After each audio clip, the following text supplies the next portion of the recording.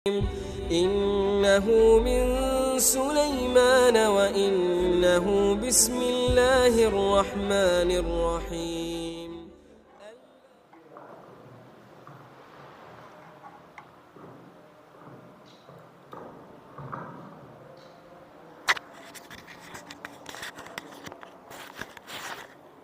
السلام عليكم ورحمة الله وبركاته. إن الحمد لله نحمده ونستعينه ونستغفره ونعوذ بالله من شرور أنفسنا ومن سيئات أعمالنا. من يهده الله فلا مضل له ومن يضلله فلا هادي له. أشهد أن لا إله إلا الله وحده لا شريك له وأشهد أن محمدا عبده ورسوله. اللهم صل على محمد وعلى آله وأصحابه ومن تبعهم بإحسان إلى يوم الدين. قال الله تعالى في كتابه الكريم: يا أيها الذين آمنوا اتقوا الله حق تقاته ولا تموتن إلا وأنتم مسلمون. يا أيها الناس اتقوا ربكم الذي خلقكم من نفس واحدة وخلق منها زوجها وبث منهما رجالا كثيرا ونساء واتقوا الله الذي تساءلون به والأرحام إن الله كان عليكم رقيبا. يا أيها الذين آمنوا اتقوا الله وقولوا قولا سديدا يصلح لكم أعمالكم ويغفر لكم ذنوبكم ومن يطع الله ورسوله فقد فاز فوزا عظيما. أما بعد، معاشر muslimin rahimakumullah. Alhamdulillah, puja-puji syukur selalu kita ucapkan kepada Allah atas segala nikmat yang Allah berikan kepada kita, khususnya nikmatul iman, nikmatul Islam, nikmat sehat, dan nikmat yang Allah berikan kepada kita, baik yang kita memohon kepadanya ataupun yang belum kita mohonkan, dan Allah selalu memberikan nikmatnya kepada kita. Maka kita mohon kepada Allah, dengan nikmat-nikmat yang banyak ini Allah jadikan kita dalam golongan hambanya yang pandai bersyukur atas nikmatnya. Kemudian salawat dan salam kita haturkan kepada Nabi besar Muhammad sallallahu alaihi wasallam, yang mana dengan diutusnya beliau syariat Islam sempurna, dan kita mohon kepada Allah agar Allah mudahkan kita dalam mengikuti sunnah-sunnah Nabi sallallahu alaihi wasallam, dan kita mohon agar kita dimatikan dalam keadaan husnul khatimah. Ma'asyiral muslimin rahimakumullah. Pada pertemuan kita yang lalu kita membahas tentang hadis Nabi sallallahu alaihi wasallam dari sahabat Anas, anna Rasulullah sallallahu alaihi wasallam akhadha sayfan yauma Uhud. Bahwasanya Rasulullah sallallahu alaihi wasallam mengambil pedang pada hari Uhud. Faqala, kemudian Nabi sallallahu alaihi wasallam bersabda, man ya'khudhu minni hadza, siapa yang mau mengambilnya dari aku. Fabasatu aydiyahum kullu insanin minhum yaqulu ana. Maka mereka ini, setiap mereka menjulurkan tangan mereka, dan sambil tiap-tiap mereka mengatakan, saya ya Rasulullah, saya ya Rasulullah. Qala, kemudian Nabi bersabda, faman ya'khudhuhu bihaqqi, siapa yang mau mengambil pedang ini dengan haknya. Artinya kalau menerima pedang ini ya sudah perang, ikut ke medan perang. Fa ahjamal qaumu, maka kaum ini kemudian mengambil lagi tangannya dan tidak mau menjulurkan tangannya lagi, kecuali seorang dari sahabat Nabi sallallahu alaihi wasallam, yaitu faqala Abu Dujana, namanya Abu Dujana, dia mengatakan ana akhudhuhu bihaqqihi, aku yang akan mengambilnya dengan haknya ya Rasulullah. Fa akhadhahu fa falaqa bihi hamal musyrikin. Kemudian Abu Dujana mengambil dan menunaikan haknya, dan beliau sanggup memecah barisan kaum musyrikin. Abu Dujana itu namanya Simak ibnu Kharsyah. Ini yang sudah kita bahas kemarin. Dan dalam perang Uhud itu saffan Nabi sallallahu alaihi wasallam ashabahu saffan murattaban in ahsani ma yakun. Nabi membuat barisan para sahabat ini dengan shaf, barisan yang tertib, dan belum pernah setertib barisan tersebut. Wa ja'ala 'alal jabal ar-rumat alladhi yuhsinuna ar-ramya bin nabli wa hum 50 rajulan wa ammara 'alaihim Abdullah ibn Jubair. Kemudian Nabi menjadikan pemanah-pemanah ataupun pelempar-pelempar tombak itu berada di atas gunung Uhud. Bilangan mereka adalah 50 orang, yang mereka orang-orang yang titis. Dan Nabi mengangkat untuk memimpin mereka seseorang bernama Abdullah ibn Jubair. Wa qala lahum, dan Nabi sallallahu alaihi wasallam berpesan kepada mereka, la tabrahu makanakum. Jangan kalian tinggalkan tempat kalian yang di atas. Abqu fi makanikum sawa'un kanat lana aw alaina. Tetaplah di tempat kalian, baik hasil perang itu adalah kita yang menang atau kita yang kalah, tetap jangan turun. Itu pesan Nabi, jangan turun. Sampai Nabi memperbolehkan mereka turun. Falamma altaqa saffan, tatkala dua barisan, dua pasukan bertemu, inhazamal musyrikuna wa wallawul adbar. Kemudian orang-orang musyrikin kalah dalam peperangan tersebut dan mereka berpaling dan mundur. Wasaral muslimun yajma'unal ghanaim, dan orang-orang muslimin yang dibawa itu mengumpulkan harta rampasan. Harta rampasan perang yang dibawa mengumpulkan. Faqala rumat alladzina fil jabal. Kemudian orang-orang pemanah yang di atas itu mereka berkata, inzilu, turunlah kalian, na'khudhul ghanaim wa najma'uha. Kita mengambil harta rampasan perang itu dan kami mengumpulkannya juga. Ayo turun. Fadzakarahum amiruhum bi amri Nabi sallallahu alaihi wasallam lahum an yabqu fi makanihim sawa'un kana lil muslimin aw alaihim. Maka Abdullah ibn Jubair, bukan Zubair ya, pakai jim.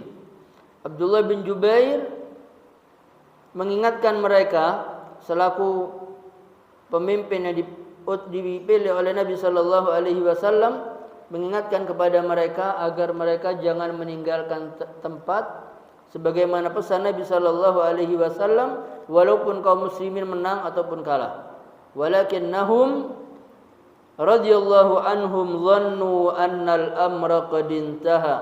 Akan tetapi mereka ini beranggapan atau yakin kalau peperangan ini sudah selesai.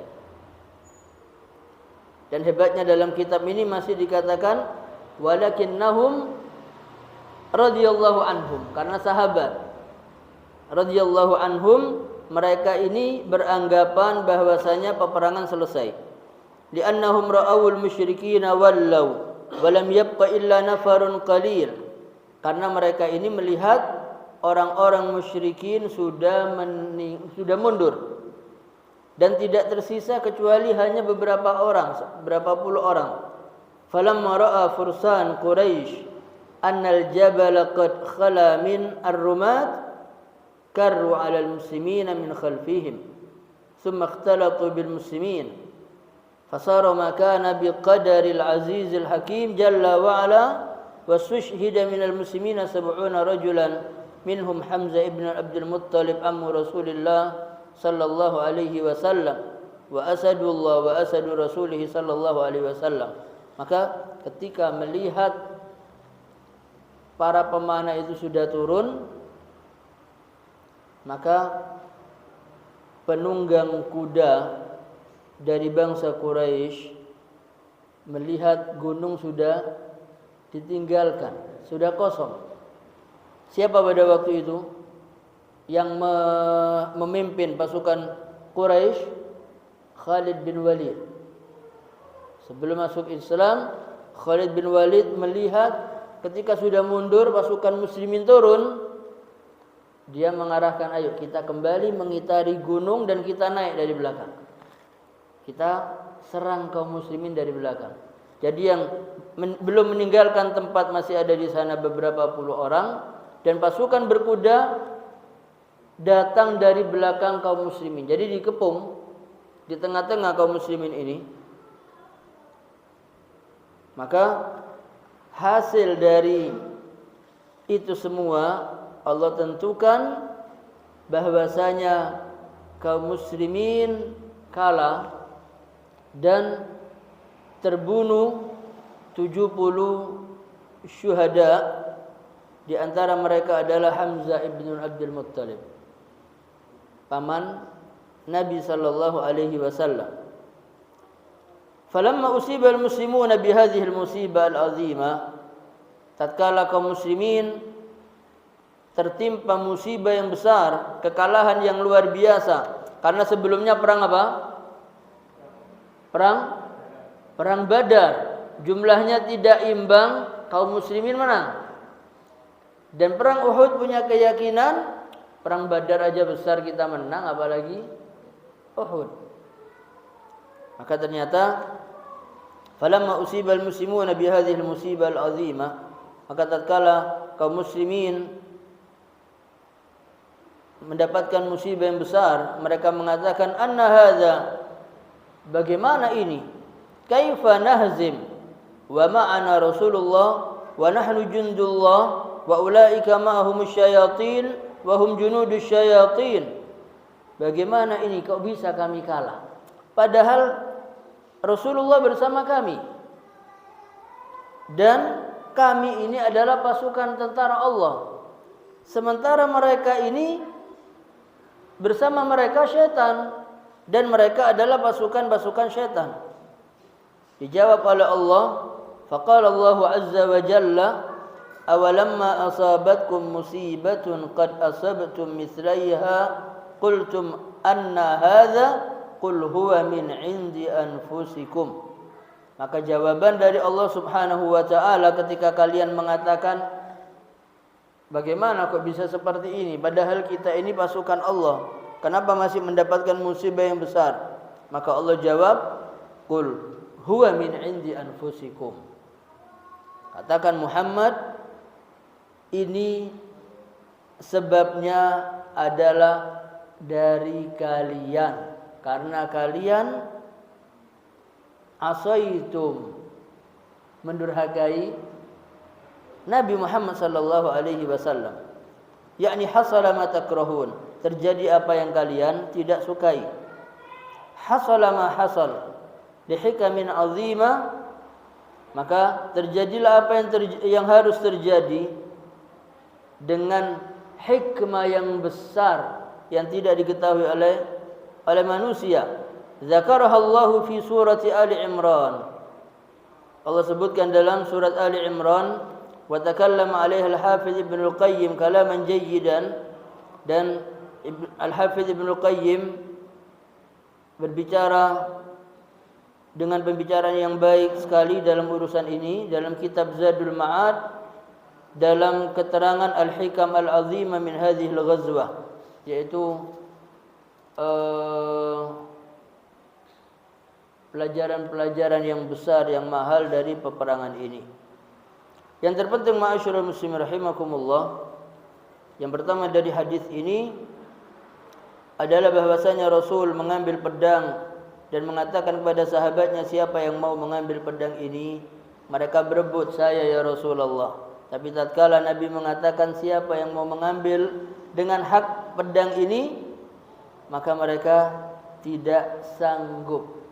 Mereka takut kalau sampai mereka menerima pedang ini, tapi mereka tidak bisa menunaikan hak dari pedang ini, yaitu perang.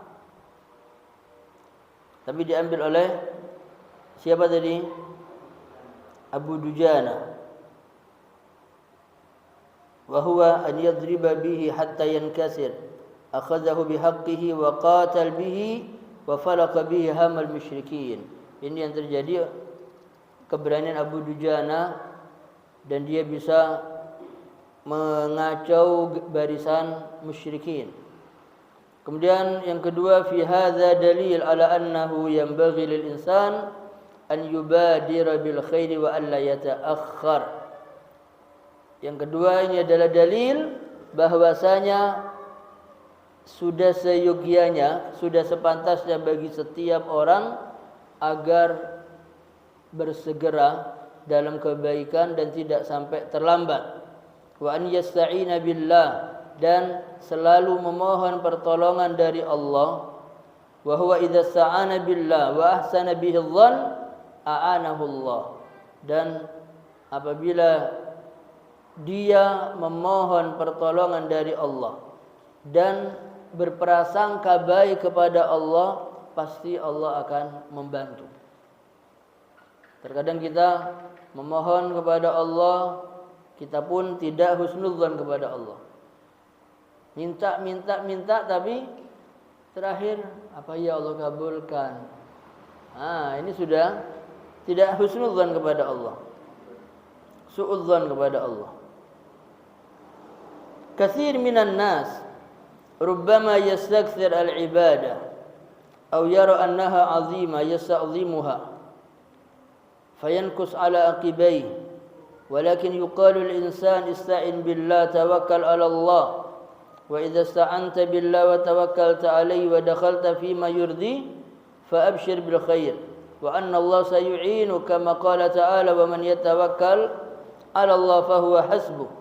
Maka banyak dari manusia ini mungkin mereka memperbanyak ibadahnya kepada Allah dan dia melihat ibadahnya ini besar, dan kemudian dia kembali lagi ke kondisi sebelumnya. Akan tetapi sampaikan kepada orang-orang ini, ista'in billah, selalu memohon pertolongan kepada Allah. Jadi kadang orang sudah ibadah luar biasa, kemudian dalam hijrahnya dia belum mendapatkan apa yang Allah janjikan, akhirnya dia kembali lagi. Yang dulunya sudah tidak minum khamar karena kondisi yang berat, kembali lagi minum khamar. Ada yang dulu sudah hijrah, tidak lagi karaoke, tidak lagi main musik, live, diskotik dan seterusnya. Subhanallah, ini terjadi setelah hijrah. Kondisi rumah tangganya suami istri ini ramai, setiap hari ramai, masalah kecil ramai, sampai akhirnya kembali lagi karaoke, nyanyi, nyinden, tampil, ya, kemudian ke tempat-tempat mana? Kemarin acara 1 Muharram itu ada tempat-tempat yang di sana tempat pertapaan, dan pohon-pohon itu diberikan kain kotak-kotak itu ya, lambang untuk kesyirikan. Di situ ada dupa, di situ ada yang meditasi dan seterusnya. Ternyata kata orang perempuan ini, kok saya lebih nyaman dalam kondisi begini. Nauzubillah, sudah hijrah. Tapi dalam kondisi kok suasana hati dan seterusnya dengan suami dan seterusnya ini kok panas. Tapi begitu dia kembali ke jalur yang lama, katanya kok enak yang sekarang. Maka dikatakan dalam kitab ini, akan tetapi sampaikan kepadanya. Ista'in billah. Mohon pertolongan kepada Allah. Tawakkal 'ala Allah. Ini yang berat ini, bertawakal kepada Allah. Wa idza sta'anta billah wa tawakkalta 'alaihi wa dakhalta fima yurdi. Dan apabila Anda sudah memohon pertolongan kepada Allah, sudah tawakal dan engkau masuk dalam kondisi yang membuat Allah ridha kepada Anda, fa'abshir bil khair. Maka berikan kabar gembira kepadanya dengan kebaikan. Dan sampaikan bahwasanya Allah pasti akan membantu Anda. Ini yang perlu kita sampaikan. Dan sampaikan wa man yatawakkal 'ala Allah fa huwa hasbuh. Dan barang siapa yang tawakal, menyerahkan segala urusannya kepada Allah, maka cukuplah Allah sebagai penolong. Cukup, tidak perlu kepada selain Allah. Wa fi hadza dalil aidan ala husni riayatin nabiy li ummati. Dan ini juga dalil akan hebatnya pengawasan Nabi terhadap umatnya. Li'annahu lam yakhus bis-sayf ahadan minan nas. Karena beliau tidak menyerahkan, ayo ini pedang buat kamu dan tunaikan haknya, tidak. Tidak, tapi Nabi melempar, ayo siapa yang mau mengambil. Dan Nabi tidak menunjuk karena ini berat. Walakinnahu ja'ala al-amra li umumin nas. Akan tapi beliau menjadikan urusan ini diserahkan kepada secara umum, siapa yang mau. Wa hakadha yanbaghi lil insani alladhi sar'ahu Allah ra'iyya alla yuhabi ahadan wa alla yatasarraf tasarrufan yudhann annahu muhabbun fi. Li'annahu idha haba ahadan aw tasarrafa tasarrufan yadhunnu annahu haba fi hasala min al-qaumi furqa wa hadha yu'athir 'ala al-jama'ah. Jadi di sini ma'asyiral muslimin, ketika salah seorang di antara kita ini mendapatkan amanat kepemimpinan, maka tidak selayaknya dia ini punya kecenderungan kepada seseorang atau pilih kasih. Tidak boleh. Karena dampak atau memberikan amanat kepada orang tertentu sehingga orang beranggapan oh pilih kasih. Ini yang membuat nanti orang-orang ini tercerai-berai karena punya suudzon. Oh, ya pantas. Maka tidak ada lagi di sini ketika menerima pedang ini tidak ada KKN. Tidak ada karena Nabi menyerahkan. Dan ketika Nabi sallallahu alaihi wasallam pernah kedatangan tamu dan beliau dan tamu ini butuh makan. Dibawa ke rumah istri yang pertama, ada makan malam ini, kita ada tamu. Istri pertama mengatakan, la wallah ya Rasulullah, tidak ada kecuali air minum. Ke tempat istri yang kedua, la wallah ya Rasulullah, tidak ada kecuali air minum. Sampai ke 9 istrinya jawabannya sama, tidak ada makan kecuali air putih. Maka Nabi kembali kepada sahabat Ansar. Nabi tidak menunjuk kepada orang kaya, tolong ini kamu layaninlah. Nabi mengatakan siapa yang mau menjamu tamu ini untuk malam ini saja. Maka seorang sahabat mengatakan saya Rasulullah. Dibawa ke rumahnya, sampai ke rumahnya tanya kepada istri, wahai istriku, ada makan malam, kita ada tamunya Nabi ke rumah kita untuk makan. Kata istrinya, la wallah tidak ada. Ini ada cuman bahan untuk makan anak kita yang mau kita olah. Mau saya olah untuk anak-anak kita. Kata laki-laki ini, sudahlah malam ini makanan anak-anak ini kita serahkan, kita hidangkan untuk tamu kita. Dan anak-anak tolong dirayu, dibujuk supaya mereka tidur. Ketika anak-anak tidur, proses makanan, kita hidangkan makanan kepada tamu, dan kita di dalam kita matikan lampu. Kita berikan kesan kepada tamu kita di dalam juga makan. Oh, luar biasa. Kalau sekarang mungkin untuk memberikan isyarat makan suara sendok garpu ya. Tapi kalau dulu tidak tahu. Yang penting mereka yang lebih tahu dengan kondisinya. Ketika tamu ini makan, kita tidak usah makan. Tapi kita berikan kesan, kita matikan lampunya supaya dia berkesan, berikan kesan kepadanya, kita juga makan. Karena kalau dia tahu kita tidak makan, nyesel, malu. Maka ini Nabi Shallallahu Alaihi Wasallam keesokan harinya dan tamunya tidur dalam keadaan kenyang, tuan rumahnya tidur dalam keadaan lapar. Keesokan harinya Nabi bertemu dengan sahabat ini, kemudian mengatakan, demi Allah, Allah tertawa dengan apa yang kalian kerjakan terhadap tamu yang ada pada kalian. Bagaimana kalau sudah Allah senang? Ma'asyiral muslimin rahimakumullah.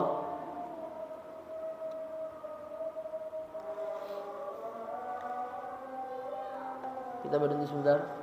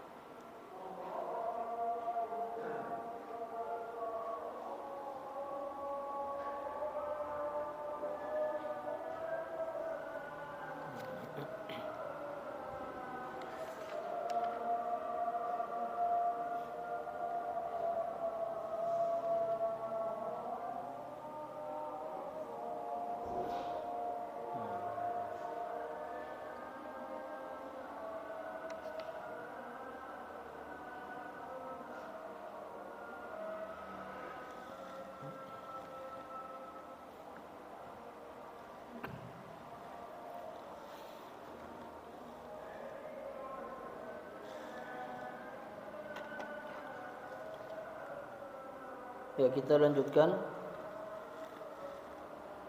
An-Nabi sallallahu alaihi wasallam tidak menunjuk karena satu di sana berat. Sampai Nabi menunjuk itu akan mengakibatkan pilih kasih sehingga terjadi permusuhan di antara mereka. Oh, jangan-jangan ini ada urusan dan seterusnya. Kecuali law taza ahadun minan nas bimiza la tujad fi ghairi thumma khassahu al-insan bi syai' walakinahu yubayyin al-jama'a annahu khassahu al-imtiyazi bi syai' la yujad fihim fa hadza la ba'sa bihi. Kecuali di kelompok ini ada seorang yang memiliki kelebihan yang tidak dimiliki oleh yang lain. Maka boleh kita pilih dan kita sampaikan di hadapan jamaah, kita memilih fulan karena dia punya kelebihan ini dan ini kita butuhkan. Itu boleh. Ketika yang membawa raya, bendera, ditujukan kepada siapa? Pada waktu itu Nabi akan memilih Ali bin Abi Thalib. Tapi pada waktu itu Ali bin Abi Thalib sakit matanya. Nabi mengatakan akan memegang bendera ini Ali bin Abi Thalib. Kemudian sahabat mengatakan, Ali sakit ya Rasulullah, sakit mata, dia tidak bisa datang. Maka Nabi pun datang ke tempat Ali bin Abi Thalib, kemudian membacakan kepada Ali bin Abi Thalib, kemudian diberikan diludah, kemudian setelah itu diarahkan ke matanya, dan subhanallah dengan izin Allah kedua matanya sembuh, dan akhirnya Ali bin Abi Thalib yang memegang bendera. Ini boleh karena ada keahlian di sana. Maka mungkin yayasan pun atau memilih kepala sekolah, maka di antara sekian banyak guru, mereka punya kelebihan masing-masing, tapi di antara mereka yang memiliki leadership yang bagus cuma satu ini, maka langsung ditunjuk, boleh, karena ini memiliki kelebihan yang tidak dimiliki oleh yang lain. Di antara sekian banyak, ada yang hanya satu orang yang rapi dalam urusan administrasi, langsung ditunjuk, boleh, walaupun itu dari dalam lingkungan keluarga sendiri. Yang terpenting memiliki keahlian di sana dan tidak dimiliki oleh orang lain, itu diperbolehkan. Dan dalam kondisi seperti ini disampaikan kepada jamaah bahwasanya kita memilih si A karena ini. Jadi kelebihan bisa diserahkan kepada orang ini karena dia punya yang dibutuhkan dan tidak dimiliki oleh orang yang lain, itu boleh. Kemudian ma'asyiral muslimin rahimakumullah, As-sadis an Zubair ibni Adiyyin qala, hadis yang ke-6 dari bab ini, dari Zubair ibnu Adi qala, dia berkata, ataina Anas ibn Malik radhiyallahu anhu, kami mendatangi Anas bin Malik. Anas bin Malik ini pembantu Nabi sallallahu alaihi wasallam yang termasuk salah seorang yang dipanjangkan usianya oleh Allah 90 tahun hidup setelah tahun Hijriyah. Sementara Hijriyah itu di zaman siapa penentuan 1 Hijriyah? Umar bin Khattab. Berarti usianya sampai 100 sekian puluh tahun. Itu Anas bin Malik. Ini sudah pernah kita bahas tentang Anas bin Malik yang mengatakan dalam hadis yang lain, sesungguhnya kalian melihat perkara-perkara ini ringan, sementara kami menganggapnya di zaman Nabi sebagai al-mubiqat, perkara-perkara yang membinasakan. Itu kita pernah membahas, itu pun dari Anas bin Malik. Dan kemudian dari hadis ini, fasyakawna ilaihi ma nalqa minal hajjaj, kemudian kami pun mengeluh, melaporkan kepada Anas bin Malik dari apa yang kami dapati dari Al-Hajjaj bin Yusuf As-Saqafi, dari kezaliman dan seterusnya. Faqala, Anas bin Malik berkata, isbiru, sabarlah kalian, fa innahu la ya'ti zamanun illa walladhi ba'dahu syarrun minhu hatta talqaw rabbakum. sami'tuhu min nabiyyikum sallallahu alaihi wasallam rawahul Bukhari. Sabarlah kalian, maka sesungguhnya tidaklah datang masa kecuali masa yang setelahnya itu adalah lebih buruk dari yang sebelumnya. Sabar sampai kalian berjumpa dengan Tuhan kalian. Kata Anas bin Malik, sami'tuhu min nabiyyikum, aku telah mendengar hadis ini dari nabi kalian Muhammad sallallahu alaihi wasallam. Ma'asyiral muslimin, Al-Imam An-Nawawi rahimahullah ketika menukil dari hadis dari Zubair ibnu Adiyin bahwasanya mereka mendatangi Anas bin Malik, dan Anas bin Malik termasuk orang yang dipanjangkan usianya, dan beliau mengetahui waqad adraka waqtuhu syai' minal fitan, beliau juga mengalami masa fitnah, masa sebelum masa kenabian Nabi Muhammad sallallahu alaihi wasallam, masa yang luar biasa. Kemudian masa Abu Bakar, masa Umar, ini masa-masa emas, terus mengalami sampai di masa Hajjaj bin Yusuf, salah seorang umara atau khulafa Bani Umayyah. Ini siapa? Hajjaj bin Yusuf Al-Thaqafi. Faja'u yashkuna ilaihi ma yajiduna min al-Hajjaj. Mereka mengeluhkan kepada Anas terhadap apa yang mereka dapatkan dari Hajjaj bin Yusuf, salah seorang amir dari khalifah Bani Umayyah. Wa kana ma'rufan bil-zulm, terkenal dengan kezalimannya, terkenal dengan suka menumpahkan darah. Wa kana jabbaran anidan, dia sombong, angkuh, kemudian kekeh terhadap sesuatu perkara.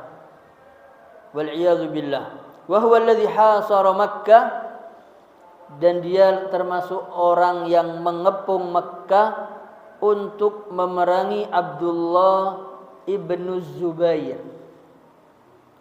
Wa ja'ala yarmil Ka'bah bil minjaniq hatta hadamaha wa hadama syai'an minha.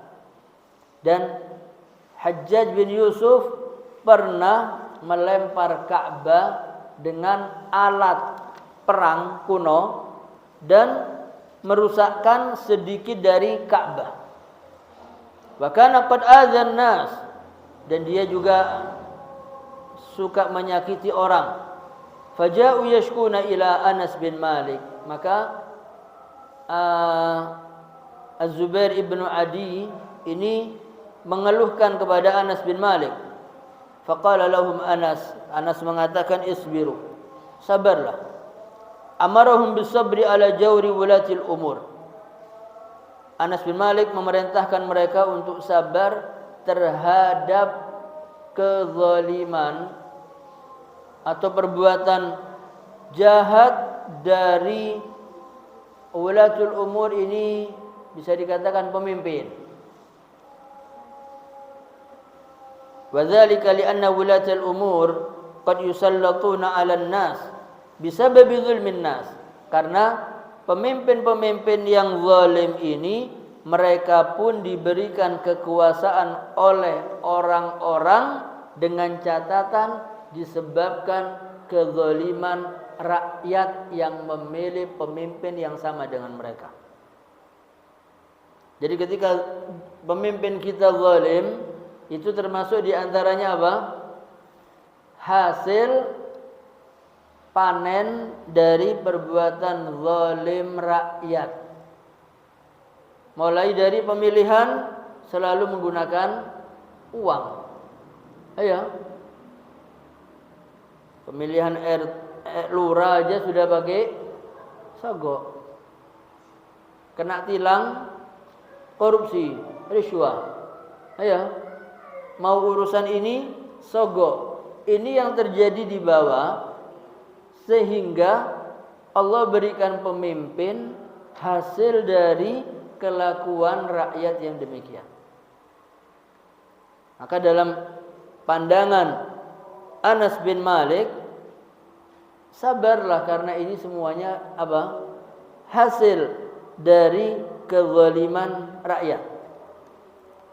Allah berfirman, "Wa kadzalika nuwalli ba'dadh dhalimina ba'dhan bima kanu yaksibun."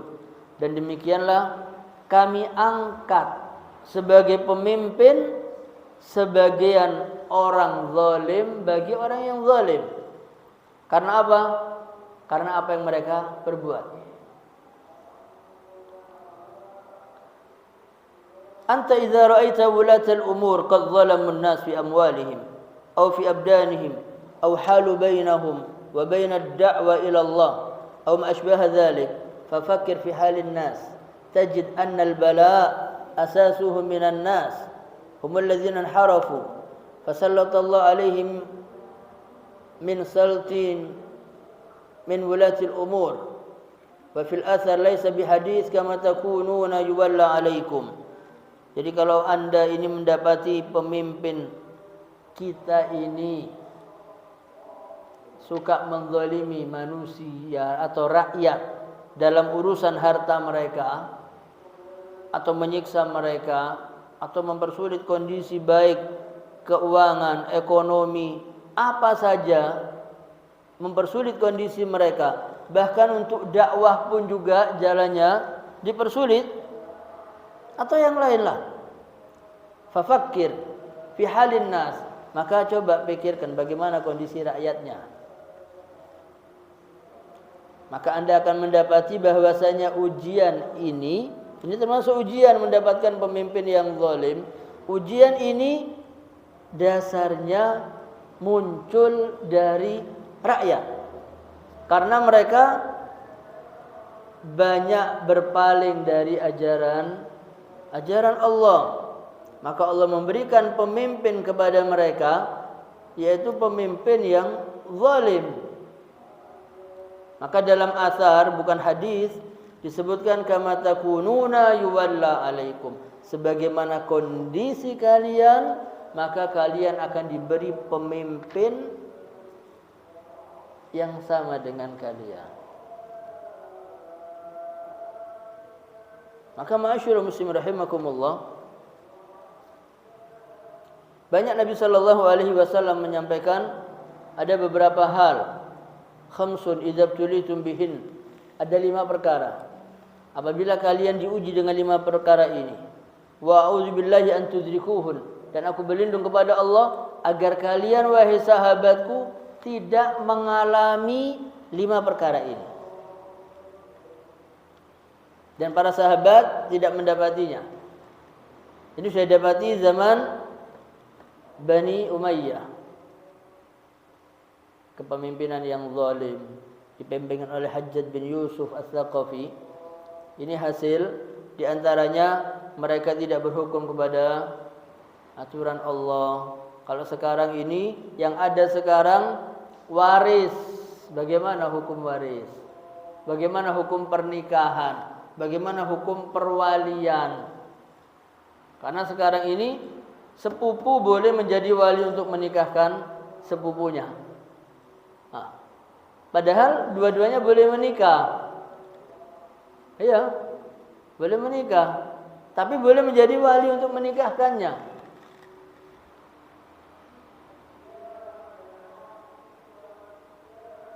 Ini ma'asyiral muslimin rahimakumullah. Wa yuzkar anna ba'dha khulafa'i Bani Umayyah, dan juga disebutkan sebagian dari khalifah Bani Umayyah, wa adhunnuhu Abdul Malik bin Marwan. Kata penyusun ini, aku yakin itu adalah Abdul Malik bin Marwan, mengumpulkan orang-orang alim yang punya kedudukan. Lamma sami'a anna an-nas yatakallamuna fil wilayah jama'a al-wujaha wa qala lahum ayyuhan nas aturiduna an nakuna lakum kama kana Abu Bakar wa Umar.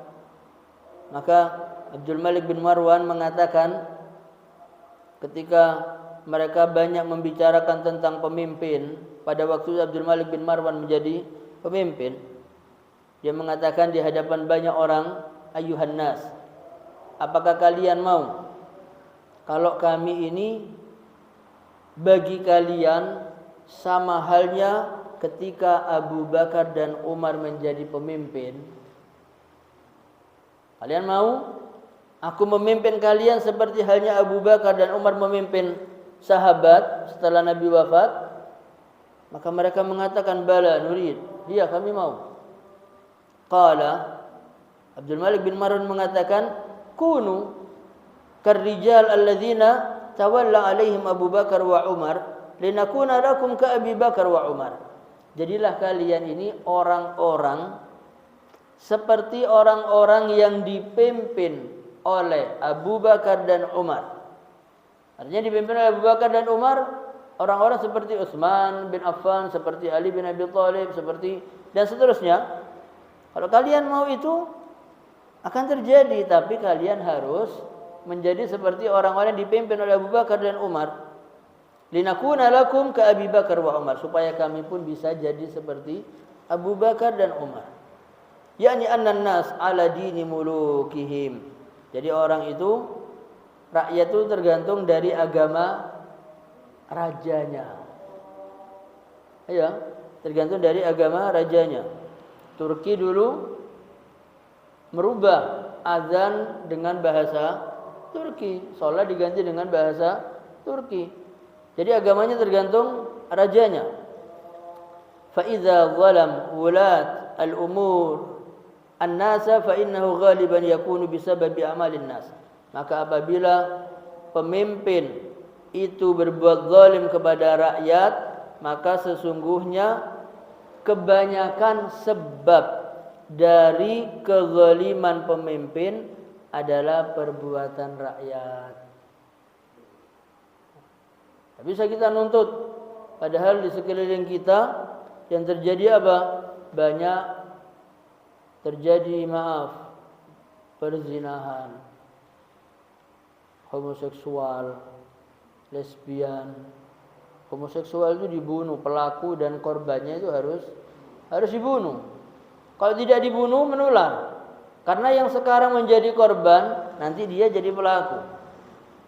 Maka harus dua-duanya dibunuh dan membuat kerusakan yang luar biasa. Ini homoseksual. Dan sekarang dimunculkan artis-artis laki seperti perempuan, perempuannya seperti laki, dan itu dianggap perkara yang lucu, bahan tertawaan. Padahal ini mendatangkan malapetaka. Kalau rakyatnya begitu tidak salah, kalau pemimpinnya begitu. Waja'a rajulun minal khawarij ila Ali bin Abi Thalib. Datang seorang laki-laki dari kaum Khawarij kepada Ali bin Abi Thalib mengatakan, "Mabalun nas? Kenapa manusia, kenapa rakyat ini wahai Ali, intaqadu alaika wa lam yantaqidu ala Abi Bakr wa Umar?" Mereka suka protes terhadap kebijakanmu wahai Ali. Sementara mereka rakyat belum pernah menuntut kepada Abu Bakar dan Umar. Kok kepada Anda mereka berani ngeritik, berani ini, berani itu? Maka Ali bin Abi Thalib menjawab, "Li'anna rijala Abi Bakrin wa Umar ana wa amsali." Karena yang dipimpin oleh Abu Bakar dan Umar itu orang-orangnya aku dan orang seperti aku. Sehingga tidak ada yang menuntut kepada Abu Bakar dan Umar. Warijali, sementara rakyat saya, anta wa amsalu, kamu dan orang-orang seperti kamu karakternya. Maka mereka banyak menuntut. Yakni annan nas idza zalamu sullita alaihimul wulat. Karena sesungguhnya rakyat ini kalau dia berbuat zalim, Allah akan berikan kepada mereka pemimpin yang zalim. Maka dari itu Anas bin Malik mengatakan, "Isbiru wa hadza huwal wajib." Ini yang wajib. Yang wajib. Maka ma'asyiral muslimin rahimakumullah, kondisi seperti ini adalah wajib kembali kepada Allah, kembali kepada Allah.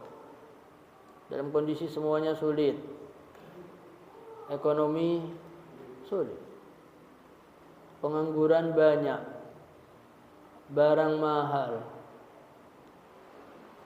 kemudian kebijakan tidak berpihak kepada rakyat. Yang baik dituduh tidak baik, yang tidak baik dipuji-puji untuk. Ini termasuk min alamatis sa'ah, tanda-tanda hari kiamat dekat begini. Yang menjadi pemimpin kekanak-kanaan, tidak menguasai apa itu dipilih dan menjadi pemimpin. Yang pandai tidak diberi hak untuk memimpin. Yang amanat tidak diberi amanat, yang khianat diberi kepemimpinan, diberi amanat. Yang jujur disingkirkan.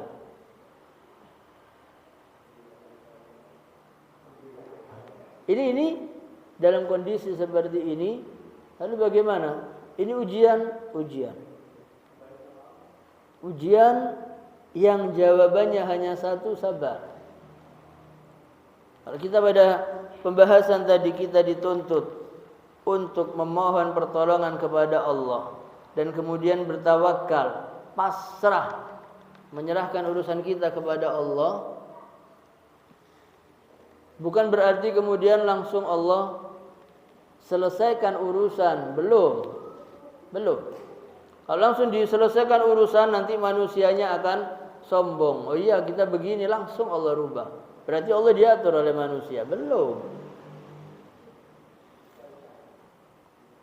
Orang sakit, orang dalam kesulitan, dan dua-duanya beribadah baik kepada Allah, banyak zikir kepada Allah, banyak membantu orang semampunya, dan dia tidak berbuat zalim kepada manusia, tapi kok belum sembuh-sembuh, kok ujiannya belum tuntas. Kenapa? Ada hikmah. Yang pertama, ketika Allah memberikan ujian dalam waktu yang panjang, maka hikmahnya yang pertama, Allah mengangkat derajat kita. Kita masih muslim, maka Allah katakan wasbir, dan sabarlah. Sesungguhnya Allah tidak menyia-nyiakan pahala orang muhsin. Berarti diangkat derajat Islam kepada ihsan. Luar biasa. Syaratnya apa? Sabar. Yang kedua, dengan orang sabar, dengan ditunda kesembuhan atau kesulitan ini tidak selesai-selesai, hikmah yang kedua adalah innallaha ma'as sabirin. Allah mengatakan Allah bersama orang yang sabar di dunia. Allah bantu, segala urusan Allah bantu. Kita ini keluar ke satu tempat, kok dikatakan sudah kamu ke sana, aman kok. Saya sudah calling di sana, itu bawahan saya, Anda akan aman di sana. Kita jalan ke sana merasa aman, aman. Walaupun di sana tempat preman, tapi penguasa mengatakan kamu datang ke sana. Kalau ada yang berbuat macam-macam, ini surat dari saya. Sampaikan kamu adalah suruhan saya. Kamu aman di sana. Kira-kira orang ini jalan pede? Pede. Sementara ini Allah yang mengatakan Allah bersama orang yang sabar. Kenapa kita harus gelisah? Memang sabar berat. Yang ketiga, innallaha yuhibbus sabirin. Allah cinta kepada orang yang sabar. Kemudian kenapa harus Allah tunda?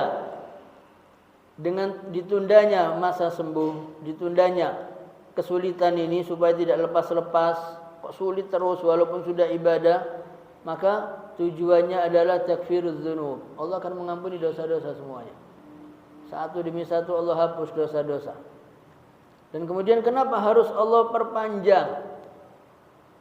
Ini yang paling besar faedah adalah supaya kita tidak menyandarkan urusan kita kepada selain Allah.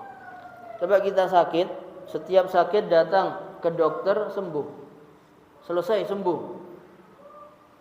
kemudian sakit lagi, kemana dia? Ke dokter itu lagi. Akhirnya yang terjadi, dia menggantungkan kepada dokter tertentu ketika dia sakit. Sehingga ketika dokter ini sakit juga, dia sakit, kemana larinya? Ke dokter lain, tidak yakin. Dia tidak yakin. Maka Allah tunda sembuhnya ke dokter fulan. Tidak cocok. Nah, dipindah ke dokter lain, lebih bagus, ke sana. Tidak sembuh. Ke Surabaya lebih bagus, tidak sembuh. Pindah lagi ke Jakarta, tidak sembuh. Malaysia, tidak sembuh. Singapura, Jerman, dan seterusnya, kembali lagi pulang. Baru setelah itu apa? Ya Allah. Sudah tidak percaya lagi sama dokter. Baru dia yakin ternyata dokter tidak bisa menyembuhkan. Yang menyembuhkan hanya Allah. Muncul kesadaran itu setelah apa? Setelah Allah panjangkan masa sakitnya. Ketika dia diuji dengan kesulitan, begitu selesai, datang kesulitan, dia coba ke sana, coba ke sini, berhasil. Setelah berhasil apa? Iya, saya kan datang ke situ, saya dikasih saran, saya berjalan. Lupa kepada Allah. Allah panjangkan lagi, datang lagi, sana ahli, berangkat ke ahlian dituju, sampai selesai pulang diterapkan, tidak berhasil. Ditutup terus oleh Allah sampai baru dia yakin, yang memudahkan urusan Allah. Baru dia bangun salat malam, minta, ya Rabb,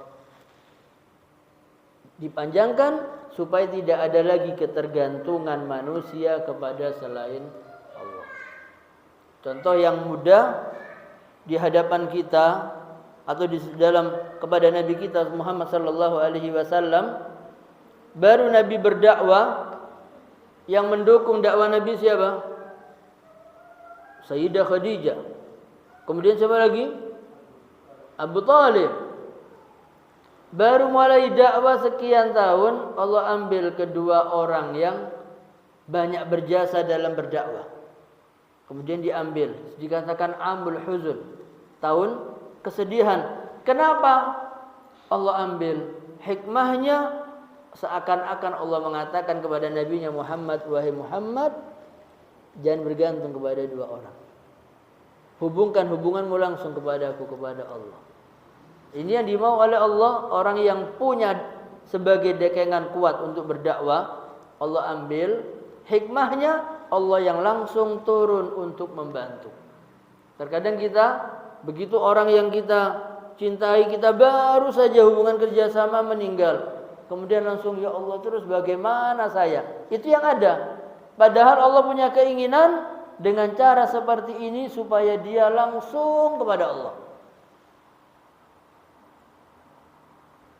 Banyak hikmah yang Allah rahasiakan. Banyak yang Allah rahasiakan dari kita.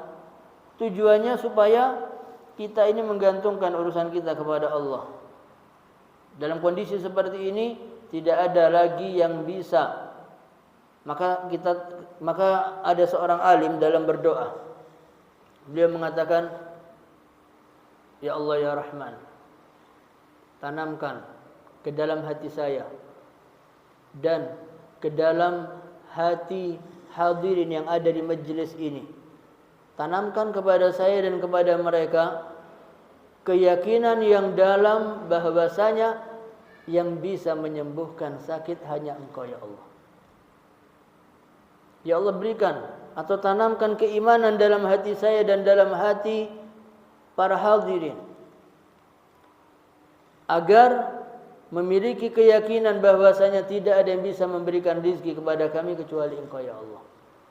Ini terus, tidak ada siapapun selain Allah. La ilaha illallah, la ma'budu bihaqqin illallah, la raziqa illallah, la khaliq illallah, la syafi illallah. Semuanya tidak ada yang bisa sanggup untuk menyelesaikan urusan kita kecuali Allah. Tidak ada yang bisa memberikan kesembuhan kepada kita kecuali Allah. Tidak ada yang memberikan jalan yang mudah kecuali Allah. Tidak ada yang bisa melancarkan urusan kita kecuali Allah. Tinggal keimanan kita untuk menerapkan diri kita yakin dengan hal seperti ini, itu yang terkadang berat. Karena kita beranggapan dunia itu segala-galanya.